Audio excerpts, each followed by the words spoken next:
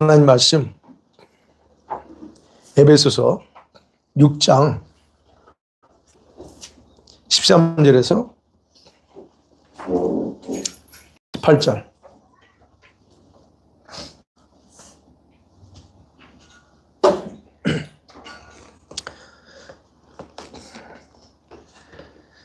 (13절에서 18절) 교독합니다. 제가 읽겠습니다. 그러므로 하나님의 전신갑주를 취하라. 이는 악한 날에 너희가 능히 대적하고 모든 일을 행한 후에 서기 위함이라.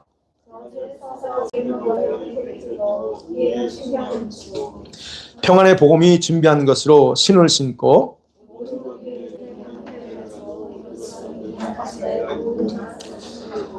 구원의 투구와 성령의 검 곧 하나님의 말씀을 가지라. 모든 기도와 간구를 하되 항상 성령 안에서 기도하고 이를 위하여 구하기를 항상 힘쓰며 여러 성도를 위하여 구하라. 아멘. 오늘하고 다음 주면 에베소는 끝날 것 같은데, 자, 오늘은 그 하나님의 그 전신갑주가 몇 개라고 했죠? 7가지죠. 7가지의 기능이 어떤 것인지를 한번 살펴보려고 합니다. 자, 바울이 이 에베소 교회 성도들한테 편지 쓰면서 전신갑주 입으라고 그랬잖아요. 그 입으라고 명령했을 때 무슨 생각을 하고 이런 명령을 했을까 하는 거예요. 어떤 생각하고 그렇게 했을까요? 여러분, 당시는요, 로마가 세계를 통치하고 있었던 데잖아요. 그러니까 바울은요, 그때 당시에, 바울이 로마의 그 감옥에 갇혀 있었고, 그렇기 때문에 바울은 당시 로마 병사들이 입고 다녔던 그 용사들이 입었던 갑옷을 생각하면서 그것을 마치 하나님께서도 우리 성도들에게 입혀주시는 갑옷으로 적용하면서 우리에게 설명하고 있다는 것을 우리가 생각해 볼 수 있습니다. 물론 실제로 천국에는 하나님의 군사들이 입는 갑옷이 있어요. 근데 그 갑옷이 오늘 지금 이 로마 병사들의 입는 것 갖고 비교하면서 설명했다는 거예요. 그러니까 결국 바울 당시 로마 제국 어디서나 여러분 이 갑옷은 입고 다니던 병사들이 입고 다니던 옷이기 때문에 군사들은 필수적인 거예요. 그렇다고 하면 생각해 보세요. 병사가 갑옷을 입지 않고 싸운다? 그거 뭘 의미할까요? 네. 자기 생명을 소유하는 것 똑같아요. 자기 생명을 가볍게 여기는, 취급하는 그런 것 똑같다는 겁니다. 여러분, 요즘도 이런 갑옷이 준비되어 사용하고 있어요. 대규모 폭동에 대비해서 경찰들이 폭동 진압용으로 사용되고 있죠. 그리고 이런 갑옷은 실제로 신체 어느 한 부분에만 착용하는 게 아닙니다. 싸움에서 생명을 보호하기 위해서 온몸에 이렇게 다 착용하는 것이다 라고 일단 생각해 보면 됩니다. 그러면 바울은요, 이 성령의 감동으로 이러한 모습을 통해서 우리 성도들이 영적으로 무장해야 될 것을 설명하는 거거든요. 이것에 대해서 이 에베소서에만 설명하고 있지 않습니다. 로마서 13장 12절에 보면 이렇게 가고 있어요. 시작. 밤이 깊고 낮이 가까웠으니 그러므로 우리가 어둠에 이르고 빛의 갑옷을 입자 그래요. 여기서 갑옷이라고 나옵니다. 갑옷. 이거 여기서 말하는 갑옷은 전신 장비가 아니에요. 헬라 단어가 틀립니다. 이거는 전투하기 위해서 사용할 공격용 무기를 얘기합니다. 공격용 무기예요. 바울은 그렇다면 우리 성도들이 능동적인 의지를 가지고서 어둠의 일을 벗어버리고 이 빛의 무기, 그죠? 빛의 무기로 무장하라 하는 거예요. 다시 말씀드리면 성도들의 삶은 평범하고 안정적인 그런 삶을 사는 게 아니고 우리의 삶은 뭐 해야 된다고요? 전투적인 삶이어야 되고 실제 생활의 현장이 뭐라는 거예요? 전쟁터라는 의식을 가지고 살아야 된다는 겁니다. 여러분 오늘 하루 어떠셨습니까? 그냥 아무 문제 없이 편안히 사셨죠? 얼마나 감사하죠? 근데 여러분의 삶의 현장이 영적 전쟁터라는 거야. 이미 이것에서 오랜 전쟁을 치러서 이제는 뭐 어떤 것이 와도 착착착 한마디로 이렇게 끝내버리는 사람이라면 뭐 전쟁 별로 문제 안 될 겁니다. 그러나 그게 아니고 여전히 이 갈등하고 어떤 문제로 여전히 씨름한다면 이건 여러분이 여전히 영적 전쟁 현장이 있다는 거예요. 그러니까 전쟁터에서 수동적이거나 아무런 행동을 하지 못하게 돼요. 언제 원수의 공격으로 당할지 모른다고 하는 그런 그 사실을 잊어서는 안 된다는 게 로마서 13장 12절에서의 그 갑옷, 빛의 갑옷입니다. 그 다음에 고린도후서 6장 7절에 내일 말합니다. 시작. 진리의 말씀과 하나님의 능력으로 의의 무기를 좌우해 가지고, 여기서 의의 무기가 있는데 두 가지입니다. 진리의 말씀과 하나님의 능력을 말하는 게 의의 무기. 근데 어디에? 좌우에 가지래요. 고린도후서 10장 4절에서 말합니다. 시작. 우리의 싸우는 무기는 육신에 속한 것이 아니요 오직 어떠한 견관진도 여기서 그럽니다. 우리의 싸움 대상은 눈에 보이지 않는 건데 무기가 뭐냐는 거예요. 어떤 견관진도 깨버리는 하나님의 능력, 마이리 파워입니다. 자, 좌우의 무기를 가진다고 하는 거죠. 고린도 6장 7절에서 좌우의 무기를 가지는 것은 왼손에는 뭘 가져요? 그럼 방어용이에요. 오늘 에베소서는 믿음의 방패를 갖는 겁니다. 그런데 오른손은 뭐 가져요?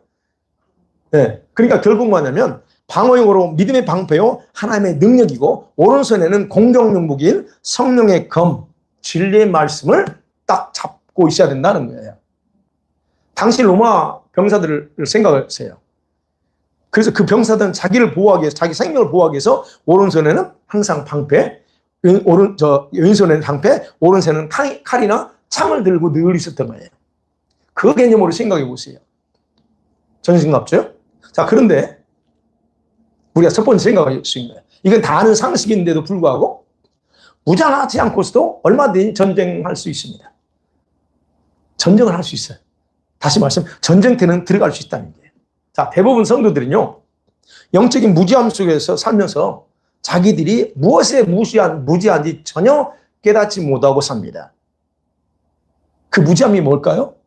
영적으로 하나님과 사탄에 대해서 아는 바가 거의 없다는 거예요. 여러분, 사탄에 대해서 여러분 잘 압니까? 즉, 사탄은 너무 거창하니까 귀신에 대해서 아세요? 실제로 여러분과 저희 삶 현장에서 가장 많이 활동하면서 우리 개입되어 있는 이 귀신들을 잘 아냐고요. 자, 일반적으로 모든 성도들은 이 귀신은 잘 몰라도 삼위일체 하나님에 대해서는 그래도 전문적인 지식을 가지고 있다라고 생각합니다. 여러분 그러시죠? 하나님 잘 알죠? 예수님 어떤 분인지도 알고 성령님이 어떤 분이라는 것도 안다라고 대부분 다 그렇게 장담을 합니다. 그 장담이 옳은지 들어보세요.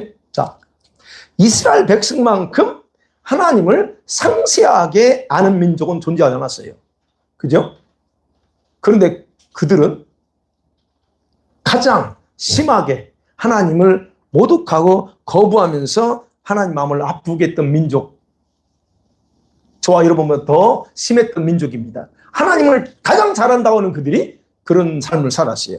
그렇다면요, 오늘날 우리 성도들, 하나님을 가장 삼일체 하나님을 잘 안다고 주장하는 오늘날 우리 성도들의 모습은 어떨까 하는 거예요. 이스라엘 백성들과 비교할 수 없이 하나님의 마음을 헤아리며 살고 있을까? 여러분, 하나님의 마음을 헤아리고 살고 계세요? 자, 우리들은 그들과 다를 바 없어요. 사실은. 네. 어떤 분은 그렇다고 그들과 다르다. 우리는 달라요. 그래도 그렇게 다르다라고 생각할 수 있겠지만, 근데 안타깝게도 90% 이상은 그와 반대입니다. 이스라엘 백성 똑같아요. 90% 정도 많이 준 거예요, 제가. 점수를 후하게 준 겁니다. 여러분, 여러분 주변의 성도들 중에서 이 시대가 마지막 때라는 것을 이 지식적으로 알고 있는 분들 참 많지 않습니다. 이때가 어느 때인지. 기독교인들에서 이것도 퍼센테이지를 많이 줄게요. 20% 정도 마지막 때라는 거 알고 사는 사람이 20%, 많이 줘서 20% 안다고 볼 수 있습니다. 근데 이런 성도들 중에서 얼마나 많이 바울이 권면하는 것처럼 전신갑주를 입고서 앞으로 다가올 영적 전쟁을 하면서 살아가고 준비하고 있을까 하는 거예요. 다 안 돼요. 지금 마지막 때는 거 알아. 이렇게 성도들에게 질문한다면요, 대부분은 어떨까요? 매일 심각한 전투 속에서 살아간다라고 말할 거예요. 그분들은. 그런데요, 그들 대부분은 문제는 뭔 줄 아세요? 전혀 준비하는 일 없이 그 준비하는 일을 전혀 신경 쓰지 않고 산다는 거예요. 예수님 오시면 자기는 반드시 휴거될 거라고 스스로 착각 속에 있기도 하고, 알면 뭐예요? 준비를 안 하는데. 마지막 때를 아는 것보다 더 중요한 게 뭐예요? 아는 만큼 뭘 준비해야 되는지 그걸 하면서 가야 된다는 거예요. 그런데 이런 성도들은 영적 전쟁이라는 개념도 제대로 알지 못하는 경우가 대부분이에요. 마지막 때는 어디서 많이 들어가지고 알고, 근데 영적 전쟁이 뭔지 몰라요. 자기들이 실제 얼마나 비참하게 폐해서 피투성이가 되어 있는지, 아니면 귀신들에게 포로로 잡혀 있는지, 이런 것들을 전혀 인식할 능력도 없다는 거예요. 그 사람들은 머리로만 알지. 알면 뭐예요? 늘 말씀드렸죠. 여러분, 머리로 아는 거하고 실제로 아는 거하고 다르다는 거예요. 왜 그래요? 영적 전쟁에서 가장 중요한 자기 보호장치도 안 하고 자기 공격 무기도 가지고 있지 않기 때문에 그래요. 여러분이 마지막 때 압니다. 여러분 공격 무기가 뭐예요? 뭘 가지고 있습니까? 원수가 여러분을 공격할 때 뭘 가지고 공격할 거예요? 여러분이 이제 저한테 배웠으니까 알죠. 몰라요, 물어보면. 그게 뭔지. 영적 전쟁이 있을 거라는 것도 생각지도 않습니다. 그러니까 이게 안타깝다는 거예요. 자기 보호장치도 안 해놓고 무기도 안 가지고 싸우겠대. 뭐 싸우는 건 싸움 현장에 가는 건 줘요. 그래서 얘기하는 거예요. 여러분, 근데 그런 사람들이요, 또 희한한 믿음 가지고 있어요. 걱정하지 마세요. 그때는요, 하나님이 다 도와주실 거예요. 하나님께서 도와주실 거라고 하는 허황된 믿음을 가지고 있어요. 저는 그 허황된 믿음이라고 합니다. 왜요? 그때 알아서 도와줘요? 가봐요. 여러분 지금 하나님이 안 도와줘서 여러분 삶 가운데 이런저런 문제 터집니까? 어쨌든 원수마귀가 어떤 계략을 가지고 싸우는지도 몰라. 그런데 그런 상황 속에서 아무 무기도 없이 어떻게 거기서 승리할 수 있다고 장담하는 얘기예요. 100% 지게 돼 있어요. 바울이 11절에 지난번에 봤던 11절에서 전신갑주를 입고 무장해야 될 중요한 이유를 명확하게 했죠. 뭐라고 그랬어요? 마귀의 간사한 계획이 뭔지를 알고 그걸 대적하기 위해서 전신갑주 무장하라 그랬거든요. 그렇죠? 그러면서 뭐래요? 우리 싸움의 대상은 혈과 육이 아니야. 남편도 아니고 아내와 남편도 아니고 자녀들도 아니야. 뭐라고요? 눈에 보이지 않는 이 원수 마귀라고 그랬잖아요.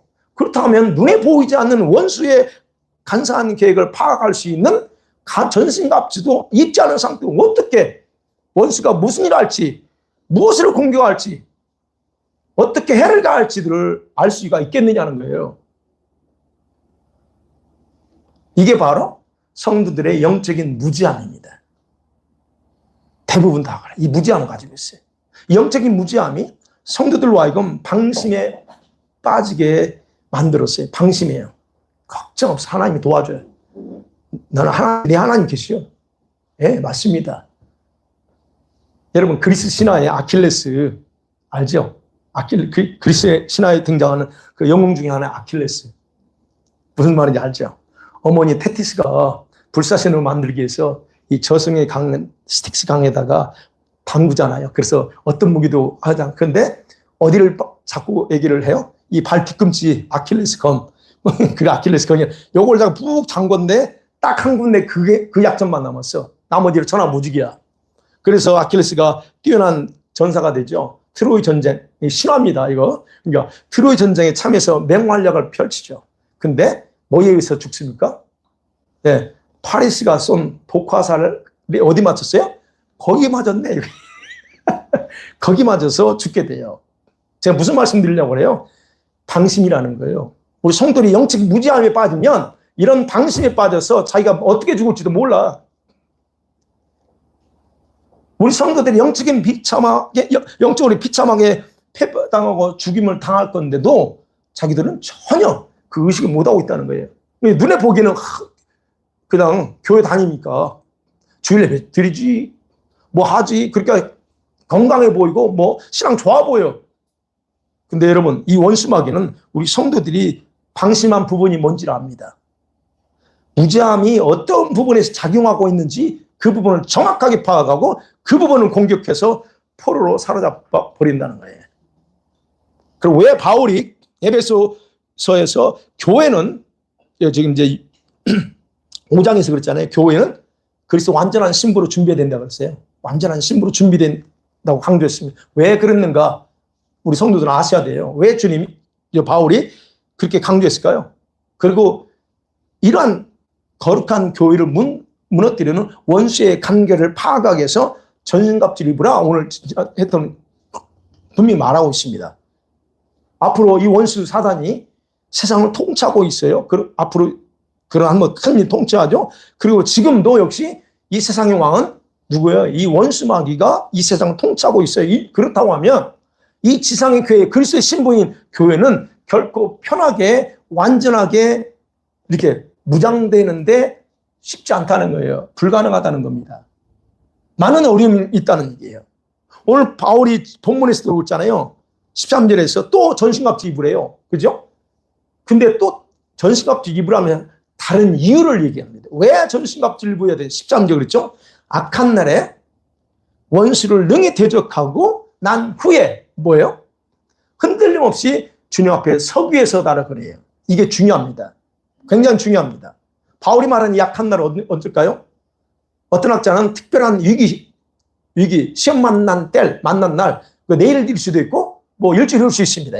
근데 어떤 학자들은 세상의 종말에 있을 그 환란의 날, 대환란이죠. 그 날을 얘기하고, 어떤 학자들은 인생 전체 시간 자체가 악한 날이야. 그렇게 해석합니다. 그런데 바울이 말하고 싶은 그게 마지막 때에 환란의 날을 가리킨다고 봐야 돼요. 왜냐하면 전신갑주로 무장하는 자체가 전쟁을 위한 것이기 때문에 그래요. 그렇다면 이 마지막 때에 한번 이 어둠의 세력 사단과 전쟁이 있다는 거예요. 그게 지금 점점 우리한테 다가오고 있어요.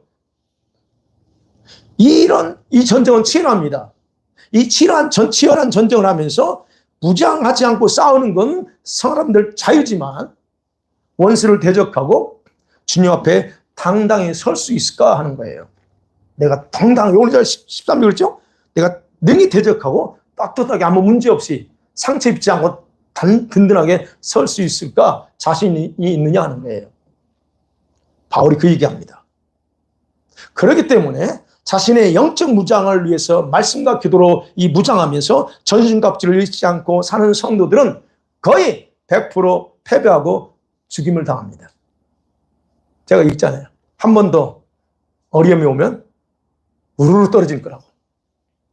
다음 팬데믹이 곧 오고 있는데 우수수 떨어져요. 나는 절대 안 떨어지지. 네. 그게 얼마나 무지한지. 하나님께서는 자기 자녀들을 버리지 않으시니까 걱정, 염려하지 말라고 주장하는 사람도 있어요. 걱정하지 마. 하나님 다 보호하셔. 그게 여러분이 그러니까 하나님에 대한 영적인 무지함이 결국 자신을 망하게 해요. 그 다음에 이제 7가지 그 전신갑주 용도하고 기능이 뭔가를 봐요. 전신갑주 용도는 여러분 정확하게 성도들의 영혼의 건강을 지키고 싸움에서 승리를 위한 겁니다. 분명한 것은. 그리고 이 전신갑주는 총 7가지로 구성되어 있는데 모두가 각각 다 다른 기능을 가지고 있습니다. 전신갑주의 재료는 뭘까? 처음부터 6가지가 모두 하나님 말씀입니다. 어떤 사람은 말씀이 예수님이니까 예수님은 말씀이에요. 네. 그리고 바울이 7가지를 설명하기 전에 전신갑주를 읽기 전에 한 말이 있어요. 그게 뭘까요? 13절에 그런즉 서라는 얘기입니다. 서서라고 하는 헬라어는 히스테민이에요. 히스테민인데 기본적으로 의미로는 서다는 거예요. 진짜 세워 서 있으라는 얘기예요. 그런데 이거는 군사한테 쓰는 거잖아요. 이건 병사의 확고한 상태를 표현하는 그런 의미로서 뭘 얘기하냐면 확고한 마음을 가지라는 거예요. 이게. 그리고 또는 이게 준비를 갖추고 있는 그런 상태를 가리키는 단어예요. 그러니까 전신갑주를 입기 전에 확고한 마음을 가지고 딱 서 있어야 돼. 그 확고한 마음을 가지는 것이 필요하고 그러면서 그런 마음의 준비가 필요하다는 거예요. 그냥 가만히 있으면 주는 게 아니고 내가 이걸 가지겠다고 하는 그런 마음의 준비가 정확하게 있어야 된다는 거예요. 그래서 이게 서서 그럽니다. 이 단어가 중요합니다. 자, 그러면 설명해 볼게요. 첫 번째가 뭐였어요? 우리 아는 것, 본문에 나온 대로 잡아요. 허리에 진리띠를 매래요. 진리의 띠. 여러분, 이 허리띠는 우리가 아는 것처럼 세 가지 목적을 가지고 있습니다. 여러분, 허리띠 하셨죠? 허리띠는 행동의 중심을 잡아주는 중심을 잡아서 지탱을 시켜주는 거예요. 이게. 네. 그리고 어떻게 해요? 병사들 갑옷을 붙들어줘요. 그리고 칼을 받쳐주는 게 허리띠입니다. 칼을 어디에다 차요? 네, 허리띠 잡는다, 보통 다. 허리띠는 그래서 전투에 임할 때 허리뿐만 아니라 손으로 무기를 자유롭게 사용할 수 있도록 해주는 것도 역시 허리띠예요. 다시 말씀드리면 자신의 중심이 흔들리거나 요동하지 않도록 말씀으로 마음의 허리를 묶어야 된다는 얘기예요. 그거. 진리 허리띠는 말씀을 마음 중심에 딱 묶어야 된다는 거예요. 여러분, 베드로전서 4장 5절에서 성도들이 서로가 겸손으로 허리를 묶으라 그래요. 허리띠를 매라는 거예요. 그러면 생각해봐요. 왜 바울은 제일 먼저 허리띠를 얘기할까 하는 거예요. 여기가 더 중요하지 않을까요? 그런데 허리띠를 먼저 매래요. 왜 그랬을까요? 여러분, 갑옷의 가장 중심적인 도구인데 작아 보이잖아요. 그 허리띠. 아무것도 아닌 것 같은데 가장 중심적인 도구, 제일 중요한 게이기 때문에 그래요. 이것부터가 딱 돼 있어요. 즉, 말씀의 마음의 중심 딱 잘 잡고 있는 게 가장 우선이적이라는 거예요. 여러분, 갑옷의 다른 부분이 제자리에 있게 붙들어준 게 허리띠라니까요. 이것 때문에 다른 것이 다 역할을 감당할 수 있는 거예요. 그래서 여러분, 원수 마귀를 대적할 때 가장 기본적인 게 뭘까요? 그럼 말씀을 분명히 이해하고 여러분이 무장하는 거예요.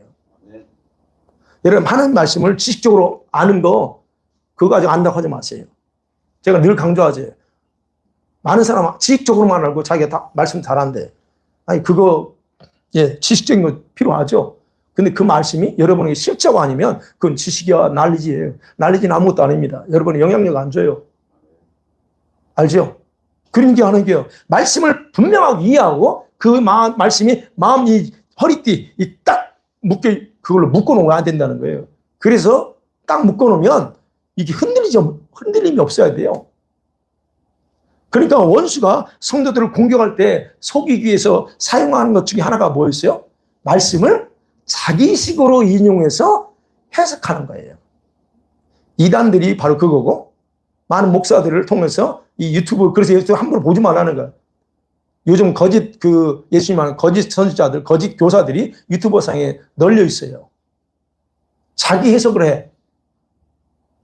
그러니까 원수는 그거예요. 하나님 말씀을 자기식으로 해석해서 가르쳐. 예수님 시험 당할 때 했잖아요. 생각해 보세요. 예수님 시험할 때. 그래서 우리 성도들은 말씀의 진리로 자기 중심을 단단하게 묶어야 된다. 허리에 딱 단단하게 묶어야 된다. 그래서요, 여러분, 마음 중심에 말씀이 거하지 않으면요, 말씀을 알지 못해서 이단에 넘어가고 무너지는 성들이 너무 많아. 여러분이 모르면 넘어갈 수 있다는 거예요. 그 다음에 두 번째 뭐 있어요? 가슴이죠? 의의 호심경입니다. 이건 가슴입니다. 여러분 아는 것처럼 옛날에 흉배라고 했는데 이 호심경은 옛날 용사들이 심장을 보호하죠. 심장을 보호하는 데 사용하고, 그런데 그게 뭐였어요? 두꺼운 쇠죠. 왜? 화살이나 칼을 뚫지 못하게 하는 거. 쇠로 된 보호막인데 오늘날 방탄복과 같습니다. 그죠? 그러면 전쟁에 임하려면 머리끝부터 발끝까지 완전히 보호할 필요가 있잖아요. 그죠? 근데 그게 완전히 다 하나로 만들어버리면 문제되잖아요. 그래서 부분 만드는 거예요. 그렇지만 최소한 목숨을 유지할 수 있는 보호 장비로 무장시켜서 자신을 지킬 수 있다는 거예요. 다리는 괜찮아. 죽지는 않아. 심장은 심각해. 특별히 심장은. 그 다음에 머리. 그렇죠? 그러니까 원수는 우리 성도들의 가슴을 공격하며 쉽게 죽이려고 합니다. 그래서 여러분이 원수로부터 공격당은 다 어디에 있어요? 그 공격당 흔적들이 어디 있습니까? 여기 다 있어, 여기. 하트에. 그리고 여기 상처라고 말하죠. 옛날 상처들. 그래서 여기 아픈 거예요. 여기도 만지면. 그러면 이 말합니다. 이 의의 흉배, 호심경인데 의의 호심경이에요. 이게 무슨 말이에요? 그냥 호심경이 아니고 의의 호심경. 그러면 하나님과의 올바른 관계를 의미하는 거예요, 이건. 여러분이 하나님과 올바른 관계를 가져야 되는데, 여러분, 우리 성도들은 항상 하나님과 의를 지키는 일을 중요하게 여기셔야 됩니다. 의. 왜냐하면 이 의가 깨지면 원수는 즉각적으로 여러분을 정죄하고 자책감으로 공격하기 때문이에요. 제가 이건 성경 볼 때 말씀드렸죠. 여러분 의다. 내가 의야. 그리스도 의야. 그러면 이 의는 어떻게 깨져요? 뭘로 깨져요? 가장 쉽게 깨지는 게 뭡니까? 야고보서 1장에서 19절에서 뭐예요? 19절 있어요? 쏟아버리는 거예요. 혈기. 그 혈기는 그냥 순간에 하나님의 의를 싹 깨버려요. 어쨌든 여러분이 이 의 하나님과의 의를 단단히 지켜야 돼요. 그래서 전신갑주에서 성경 보세요. 전신갑 뒤를 보호하라는 거 있어요? 없습니다. 여기만 보호하래요. 그 무슨 말이에요? 보호장치가 뒤는 없어. 기절감 없이 곧바로 나갈 수 있게 하는 것이기 때문에. 여러분이 말씀을 잘한다고 하나님께 바로 가는 게 아니에요. 이 의가 살아있어야 가는 거예요. 이 의가 깨져 있으면 여러분 하나님 못 가. 자꾸 죄책감이 들어서. 이 죄책감을 없애는 게 뭐예요? 의야, 의. 무슨 말인지 아시겠죠? 그래서 저와 여러분이 영적 싸움에서 승리의 강권은 여러분의 심장, 하트에 하나님의 의로 단단하게 무장하는 거예요. 그래서 여러분이 이미 여러분의 의가 있는데 그 의를 깨는 걸 조심하셔야 돼요. 그래서 부부싸움에서 싸우지 마, 가능하면. 혈기 부리지 마요. 혈기 부리는 순간 그 순간에 다 박살나 버려요. 의는. 무슨 말씀 아시겠죠? 그래서 이거를 지키지 않으면 여러분 쉽게 공격당합니다. 그 다음에 세 번째 15절에 평안의 보험이 준비한 거 신을 신으래요. 발에 신발을 신으래요. 근데 어떤 신발은 평안의 보험의 신발입니다. 이건 뭘까요? 신발은 뭘까요? 군인의 전투하는 행군을 방해하기 위해서 놓은 적의 방해물이나 덫으로부터 보호하는 역할이에요. 그리고 전투하는 앞으로 끊임없이 전진할 때 지치지 않도록 발을 보호하기 위해서 없어서는 안 되는 그런 보호장치이기도 합니다. 그래서 신발은 전진을 얘기해요. 행동하는 거. 그걸 의미합니다. 그래서 영적 싸움에서 신발은 그런 내가 머물지 않고 계속 전진하겠다는 그 결심을 의미하기 때문에 하나님의 명령이라는 언제든지 움직일 태세를 갖추기 위해서 신어야 될 게 이게 복음의 신발이에요. 주님 명령이면 네, 알겠습니다. 이게 해야 돼요. 이 복음의 신발을 신는 사람들은 그냥 예스하고 가는 거예요. 근데 신발이 안 신는 사람은 이제 그러겠죠. 이러저 하겠죠. 내세우겠죠. 이래서 못하고 저래서 못하고 하는 거죠. 네. 그래서 전쟁에서 중요한 것 중에 하나는 이 바로 튼튼한 전투화예요. 여러분 사도들이 땅끝을 향해 전진했던 신발이 복음의 신발이에요. 이거. 이해가 되시죠? 그럼 영적 군사들이 가는 곳마다 불화가 아니라 평화이죠. 평화의 보험을 싸서 나가야 되는 거예요. 그래서 우리가 어디 가면 우리는 평화를 해야지 성질 난다고 해서는 안 되는 거예요. 그래서 우리 성도들은 말씀의 단맛을 충분히 맛보기 위해서 말씀의 빛 가운데서 행하고 걸어가는 훈련이 필요한 겁니다. 말씀에 걸어가는 훈련. 그리고 이 복음의 신발은 다양합니다. 여러분의 상태 다 달라요. 신발 크기도 다 다릅니다. 여러분이 어떤 사람인지 거기에 따라 여러분이 어떤 믿음을 가지고 있는지, 여러분이 어떤 스타일의 어떤 용사인지에 따라서 신발도 다 그게 다 달라요. 즉 믿음의 그릇과 분량에 따라 다 다르다는 거예요. 여러분 용사가 아니라면 여러분 굳이 이거 안 하겠죠. 근데 내가 정말로 그리스도의 용사라고 믿고 있다면 분명히 주님은 거기 맞는 신발을 신겨줄 것이고 또 신어야 됩니다. 네 번째, 16절에 있죠. 왼손에는 믿음의 방패입니다. 모든 것 위에 믿음의 방패를 가지고, 제가 왜 왼손이라고 표현하냐면 방패는 그렇죠. 왼손을 갖습니다. 이 말은 무슨 말이냐면 직접적이고 능동적으로 적의 공격을 막기 위한 방어 장비예요. 이 방패는. 방패 크기는 그때 당시 로마 병사들이요. 방패 크기가 어떤 데서 머리에서 발끝까지 보호해주는 조금 긴 사이즈예요. 그때 당시에는. 그냥 당신이 여기만 보호하지 않습니다. 좀 커요. 여러분, 그 중세 영화관들이 보면, 그죠? 방패를 딱 맞고 숨잖아요. 그 방패의 이름은 믿음입니다. 그러면서 동시에 믿음이 재료예요. 이 방패는. 그래서 자기 믿음을 강화해야 됩니다. 방패는 방패인데 믿음의 방패예요. 그럼 믿음으로 원수가 쏘아대는 불화살이 있어요. 그렇죠? 믿음의 방패를 가지고 이로써 능히 약한 자의 모든 불화살을 소멸할 수 있는 방법은 믿음의 방패를 딱 준비하는 거예요. 이 불화살을 쏘아대는 믿음 방패를 딱 막아버려요. 그런데 여러분 믿음이 기초가 뭐냐 하는 게 따라서 여러분 다릅니다. 여러분 어떤 믿음을 가지고 있는지 그럼 뭘 보면 알 수 있어요? 그 믿음의 기초가 뭐냐는 거예요. 성경에서 믿음의 기초는 여러분의 느낌이나 감정이나 환경이나 생각이 아니에요.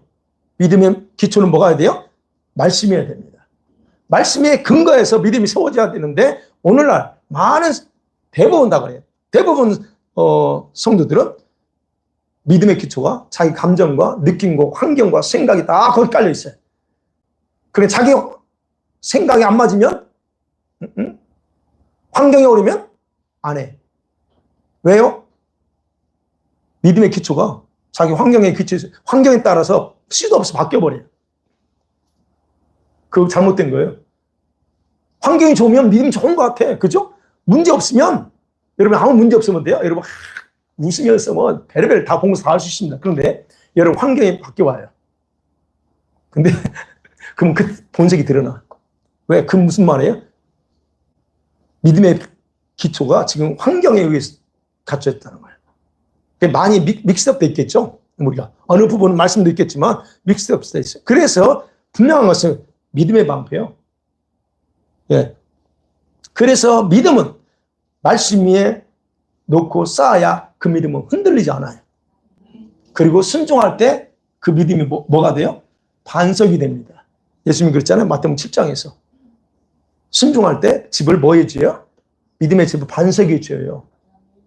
순종 없이는, 그래서 순종이 이제 더 든든하게 만든다는 겁니다. 자, 그런데 중요한 건 바울이 이 모든 것 위에라고 하는 단어를 붙여요. 이 모든 것 위에. 바울이 왜 이걸 강조하고 있을까요? 여러분, 자, 보세요. 세 가지 있죠? 허리, 발, 가슴 다 무장했습니다. 머리는 아직 안 했어요? 무장했어요. 그런데 무장했을지라도 믿음의 방패가 준비되어 있지 않으면 불화살을 맞아 대부분 다 무너져 버립니다. 이해가 되세요? 믿음의 방패가, 믿음의 방패 없으면 불화살. 그러니까 믿음의 방패가 준비되지 않으면 가슴에 뜨거운 결단이 있어. 얘기죠.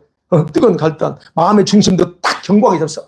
내가 죽으면 죽으랴. 딱 결단했고. 그 다음에 보험의 신발까지 딱 신고 앞으로 막 전진하겠다고 할지라도 원수는 무너뜨릴 방법을 알고 있어요. 뭐가 없기 때문에? 믿음의 방패가 없기 때문에. 원수는 자기가 쏘아대는 불화살에 맞으면 대부분 다 무너진다는 걸 알고 있기 때문에 결심도 하고 결단할지라도 걱정하잖아요. 여러분이 내 앞으로는 기도 생활하고 예배 생활 잘해야지 결단할지라도 원수는 겁먹지 않는다니까요. 뭐가 없으면 믿음의 방패를 준비하지 않으면 그놈은 겁먹지 않아요. 여러분이요, 불화살에 맞으면 나타나는 현상이 있어요. 내가 불화살에 딱 맞았다 하면 나타나는 현상은 행동하지 않습니다. 행동하기보다는 뭘로 돌아가요? 머리로 생각을 많이 하면서 다른 것을 걱정하거나 그 일에 집중하면서 행동하네요. 열심히 그래 내가 결단하고 내가 하겠다 했어. 은혜가 있는 것 같으니까. 근데 불화살 뿅 한 대 딱 맞잖아요. 그러면 생각을 많이 하지. 아, 이렇게 하면 어떨까? 이러면 어떡하고 생각 많이 하면서 다른 것을 걱정하고 집중해서 안 해버립니다. 바로 그 모든 불화살을 말씀 안에서 믿음의 방패로 소멸해다. 그걸 얘기하는 거예요. 이 모든 것에다가 믿음의 방패를 갖지 않으면 다 무너져요. 그래서 그 얘기하는 겁니다. 그러니까 이건 또 불화살은 이제 우리 생각이잖아요. 이걸 여러분 머리를 방어하셔야 돼요. 여러분 머리로 올라오는 것들을 다 그냥 모든 걸 다 받아들이면 안 된다. 제가 늘 말씀드리잖아요. 그 다음에 5번째, 머리에는 구원의 투구인이 나옵니다. 그 다음에 머리 구원의 투구예요. 여기는 생각입니다. 이런 생각. 싸움에서 의의 훈계와 더불어서 가장 중요한 게 또 머리잖아요. 이 부분을 보아야죠. 자, 그래서 이 심장과 함께 중요한 이 부분인 머리를 보호하지 않고는 싸움에서 언제든지 피할 수 있어요. 잘못하면 맞으면 가는 거죠. 그래서 원수는 여기서는 구원의 문제를 가지고 흔들어요. 여기서는 구원의 투구로 가고 있잖아요. 구원의 문제입니다. 여기서는. 구원의 문제 흔들기 때문에 이것을 지키기 위해서는 뭐래요? 투구를 단단하게 써야 된대요. 어떤 투구? 구원에 대한 거. 자, 그러면 여러분 한번 질문해 볼게요. 여러분 중에서는 혹시 아직까지도 구원대가 진짜 하나님의 자녀야? 구원에 대해서 갈등하고 계시나요? 그런 분 혹시 있으세요? 그렇다면 여러분, 그게 문제로 아직까지 내가 그런 갈등한다. 여러분 아직도 어린아이입니다. 여러분은 아직도 성장하지 않았어요. 그런 분 없죠? 내가 구원 못 받으면 어떡할까? 이런 분 없죠. 예. 여러분, 그래서 얘기하는 거예요. 이 구원에 대한 부분에서, 물론 어느 저기 때는 아직도 헷갈리고 그런다면, 여러분은 아직 멀었어. 그러니까 그래서 이 문제에서 자유하지 않으면 항상 흔들려. 그리고 갈등하게 되고, 바로 원수는 이것을 가지고 장난하는 거예요. 쉽게 참수하기도 하고, 야, 네가 그렇게 무슨 못 받았다 그래. 우리가 이미 다 경험한 것들. 이런 식으로 장난해요. 그래서 이 투구는 주님을 전신으로 믿는 사람에게 주님이 구원의 투구를 줘요. 철저히 믿는 사람들에게. 그리고 영적인 군사들에게는 더 크고 강하고 귀한 것을 주십니다. 그러니까 여러분이요, 군사로 무장하세요. 내가 하나님, 나는 그냥 평범한 신앙인이 아닙니다. 나는 이 마지막 군사입니다라고 그렇게 자원하는 마음으로 기도하세요. 그럼 주님이 거기에 맞는 구원의 투구를 더 강한 거, 큰 거를 주십니다. 그래서 투구는 여러분 구원의 투구는 예수님의 구원의 결과로 나에게 주어진 특권과 권리를 정확하게 이해할 때에 온전하게 작동돼요. 하나님, 예수님이 나한테 어떤 일을 하셨는지 그걸 정확하게 얘기하게 되면 흔들림이 없다는 거예요. 길기 때문에 제가 빠릅니다. 그 다음에 6번째. 그렇죠. 오른손에는 성령의 검, 하나님 말씀을 가지라고 그래요. 자, 전신갑주에서 원수와 싸우는 유일한 공격무기죠. 아는 것처럼. 공격무기라고 하는 것은요, 말씀의 근거에서 대적하고 선포하고 명령하는 걸 말합니다. 뭐의 근거에서? 이 말씀의 근거에서 또는 말씀을 가지고 공격무기를 합니다. 아까도 말씀드린 예수님께서 시험당했을 때 예수님이 어떻게 대처하셨는가 그 인용 잘 들어보세요. 보세요. 그러면 왜 말씀을 성령의 검이라고 부를까 하는 거예요. 여러분, 성경에서는요, 이 성령과 기름 부음을 같은 동의어로 써요. 기름 부음이 곧 성령을 얘기하고 성령이 곧 기름 부음이야. 그럼 말씀은 어떤 거예요? 말씀에 기름이 부어졌어. 그래서 그 기름 부음인 검인 이 말씀이 어둠의 세력들을 묶어놓은 걸 모든 걸 다 부숴버리는 거예요. 말씀이 선포될 때 묶여있는 사람들에서 깨지고 또 성령이 어떤 기름 부음이었대 그 기름 부음을 통해서 깨지고 무너지는 거예요. 그것에 대해서 이사야 10장 27절에서 이사야가 이렇게 기도하고 있잖아요. 시작.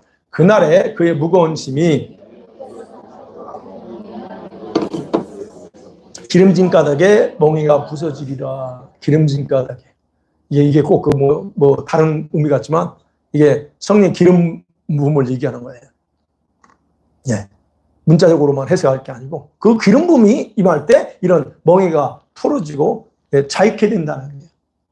그래서 여러분과 제가 아셔야 될 거는 영적 전쟁에서 이 하나님 말씀을 가지고 공격하는 그 하나님 말씀이 말하는 대로 그냥 하면 된다는 얘기예요. 선포하고 막 명령하고 그래서 참 명령할 줄 아셔야 돼요.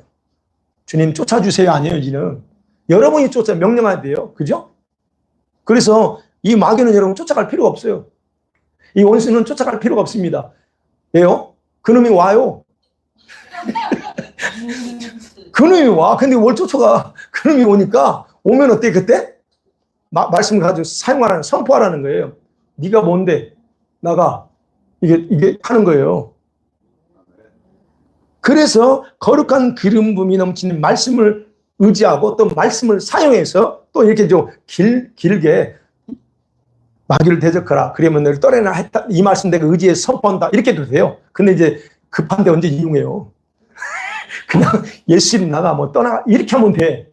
그러니까 결국 뭐냐면 그렇게 그 말씀을 인용하고 그래서 사용해서 저와 여러분 묶으려고 하는 것들을 딱 선포하고 검으로 쓰고 또는 악한 영들이 방해하려고 할 때 아니면 여러분의 생각, 마음 중심 공격을 막 이렇게 할 때 그냥 순간순간 막고 차단하고 명령해서 다 깨버리라는 거예요. 그래서 얘기하는 거예요. 말씀 외에는 나를 지킬 수 있는 다른 무기가 없어요. 영적 전투에서는. 네. 마지막 일곱 번째가 뭐예요? 18절입니다. 성령 안에서 기도입니다. 성령 안에서 기도하는 거예요. 이게 이게 중요합니다. 스가랴 4장 1절 3절이나 11절 12절에 보면요. 두 감람나무가 있습니다. 그리고 거기에 그 두 감람나무에서 일곱 관을 통해서 일곱 등대에 기름이 흘러 들어와요. 제가 그 옛날에 설교 한번 했죠. 성령 기름 부음이에요. 일곱 불의 기름 부음이라고 그래요. 그 기름 부음이 흘러와요.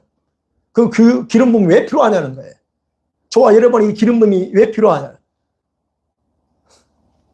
그러니까 결국 뭐냐면 우리가 성령 안에서 드리는 기도, 이 기도가 대단히 중요한 겁니다.